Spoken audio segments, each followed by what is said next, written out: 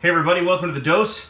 My name is Brian. Much has been said over the years about vision, especially on the Daily Dose. We talk a lot about vision. The Bible says that without vision, man will perish. And vision, as you know, if you've been a follower of the Daily Dose, my interpretation of vision is the ability to see, quite frankly, quite literally, to see your future. To be able to visualize it in your mind and see it crystal clear, to know what it looks like, to know what it feels like, to feel the leather, to float on the yacht, to feel the breeze in your face, the Caribbean breeze, or the touch of your children or your spouse, right? Whatever it is that is your paradise, your ideal future, if you can feel that because you see it so crystal clear, that's vision. And how important is vision?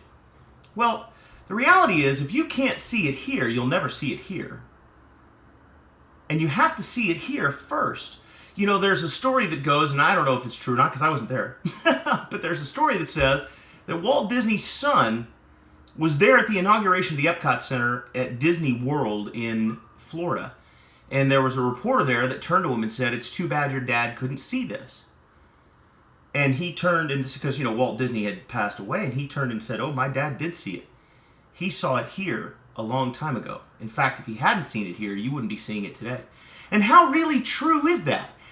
Everything that we create, a home that we design, a car that we order, the family that we create, our own bodies, the way that we eat, meals, just what you cook for dinner. Nothing you make, create, or evolve in your life comes without the idea being there first. Isn't that true? Now, it is true that certain things happen to you that maybe you weren't thinking about or that you didn't dream up yourself, but anything that you create, if you made something for dinner, you thought about it before you made it. The last car you bought, chances are you were thinking about that before you bought it. If you ever designed a house or built a home, or even the way you decorate your home, the kind of furniture you buy, all of these things, the kind of job that you have, you had a vision for how you were going to run that job when you came into it, and that chances are that's probably how you're conducting yourself today. How important vision is we use it in our everyday language, don't we? Can you see what I'm saying? Right? Let me make this clear. Let me paint a picture for you. We use these phrases in casual conversation, but they're indicative of just how critical the imagination or the visualization in your mind is of the future. Have you ever said that to someone you're talking to? They say, do you see what I mean? And you go, yeah, I see what you're saying. Right? We use these words in casual conversation, but they're derived from a very real truth. And that is we think in pictures. And so you must be able to see with your mind your ideal future before you'll ever realize it in the world around you.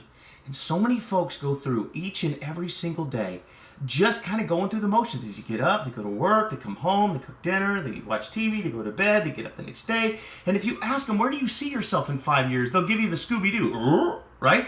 They have no idea.